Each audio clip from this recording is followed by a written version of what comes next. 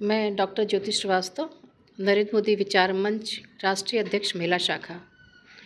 सबसे पहले तो मैं नरेंद्र मोदी विचार मंच के सभी पदाधिकारी और कार्यकर्ताओं और विशेष रूप से हमारे माननीय राष्ट्रीय अध्यक्ष रवि चाणक्य जी को बधाई देती हूँ। नरेंद्र मोदी विचार मंच अपने 21 वर्ष पूरे कर चुका है। सफलतम 21 वर्ष पूरे होने पर सभी को हार्दिक बधाई। उड़ीसा प्रदेश के भुवनेश्वर में आज एक बैठक रखी गई है, जिसमें नरेंद्र मोदी विचार मंच उड़ीसा प्रदेश के कार्यकारिणी का गठन और संगठन का विस्तार हो रहा है। यहाँ पर महिला शाखा के पुनर्गठन की योजना बनाई गई और प्रदेश अध्यक्ष नियुक्त किया गया महिला शाखा के लिए। सुश्री धारित्री जी हमारी प्रदेश अध्यक्ष महिला शाखा नियुक्त हुई हैं। महिला शाखा में किस तरह से महिलाओं के उत्थान के लिए, महिलाओं को जागरूक करने के लिए कार्य किया जाता है और करना है, इस पे यहाँ पे चर्चा हुई है, विचार हुआ है। साथ ही साथ यहाँ एक बड़ी घोषणा की जाने वाली है कि नरेंद्र मोदी विचार मंच से जुड़ने वाले सभी युवाओं को के रोजगार की हम चिंता कर रहे हैं और आशा करते हैं कि आने वाले समय में नरेंद्र मोदी विचार मंच से जुड़ने वाले सभी युवाओं को रोजगार देने का हम काम करेंगे और ये 100% होगा। अगर हम घोषणा करेंगे तो 100% युवाओं को रोजगार मिलेगा, जिसमें उनकी योग्यता को देखते हुए उनके कार्य को निर्धारित किया जाएगा। इसके अतिरिक्त जो नरेंद्र मोदी जी की योजनाएं हैं, हमारा सौभाग्य है कि प्रथम प्रधानमंत्री ऐसे हुए हैं माननीय नरेंद्र मोदी जी, जिन्होंने महिलाओं के विषय में इतना सोचा है, विचार किया है, चिंतन किया है और अनेक योजनाएं महिलाओं के संरक्षण के लिए निकाली हैं, जिसमें सबसे महत्वपूर्ण है विधवा पेंशन योजना। क्योंकि उनकी योजनाएं बनती तो हैं लेकिन अंतिम महिला तक पहुंचनी मुश्किल होती है। नरेंद्र मोदी विचार मंच महिला शाखा यही कार्य कर रही है कि मोदी जी की योजनाओं को अंतिम महिला तक पहुंचाकर हर किसी को लाभान्वित किया जाए।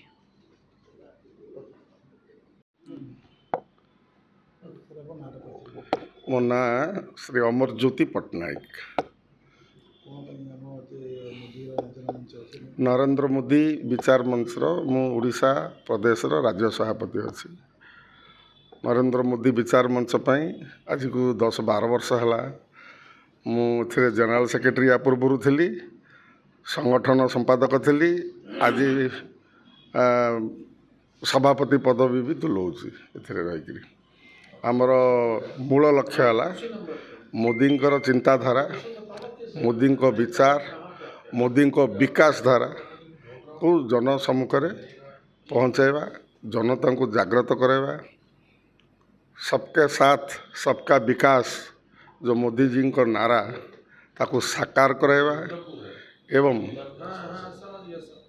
बेकारी दूरीकरण रे मोदी जी द्वारा वर्तमान लॉन्चिंग होता विभिन्न योजना को कार्यकारी कराइबा, महिला सशक्तिकरण दिगरे निया जाइथुवा विभिन्न पदक्षेप को कार्यकारी कराइबा एवं नवनिर्वाचित बीजेपी सरकार को चेताई देवा जे मोदींकर आदर्श, मोदींकर विकास धारा, मोदींकर चिंतन मंथन ये सबू जे प्रकार अपभ्रष्ट न हुए शासक दल द्वारा एवं उच्च कोटिर मनोभाव नहीं ओडिशावासी निस्वार्थपर भाव सेवा करवा हूँ आमर मूल लक्ष्य। हाँ, बेकारी संख्या तो निश्चित शिक्षार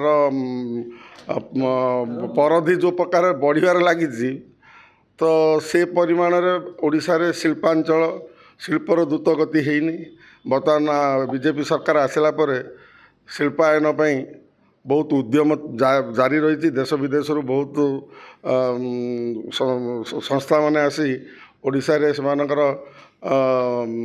शिल्प एवं कृषि क्षेत्र, खनि खादान इत्यादि गुड़िक से जो नुआ सबू पदक्षेप नौकरी मु आशा करुँचे आगू को निहाती बेकारी दूरीकरण ये सबू कार्यक्रम सहायक हम।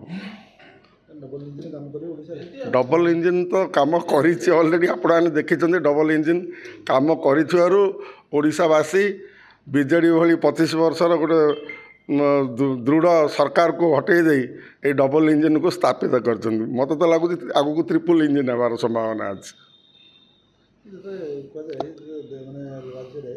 शिल्प प्रतिष्ठान हुए से बाहर राज्य पे आसी कम करते राज्य कम करते नहीं नहीं या तो प्रथम होता बर्तमान तो आमर बीजेपी सरकार आसला माननीय मुख्यमंत्री मोहन माझी घोषणा करचंती जे राज्य रे इवन प्रधानमंत्री जो ओडिशा गस्तर आसते आमर यशस्वी प्रधानमंत्री नरेंद्र मोदी जी भी कही जड़े ओडिया ही ओडिशार मुख्यमंत्री हम से एवं जड़े आदिवासी नेता को सी मुख्यमंत्री भाव अवस्थापित करचंती एवं घोषणा करा जायछि निजे खुद मुख्यमंत्री प्रधानमंत्री कहते ओडिशा रे जो शिल्पायन हम ओडिशा रे पिला बेकारी मानक प्रथमे स्थान दिज्व निजुक्ति क्षेत्र में।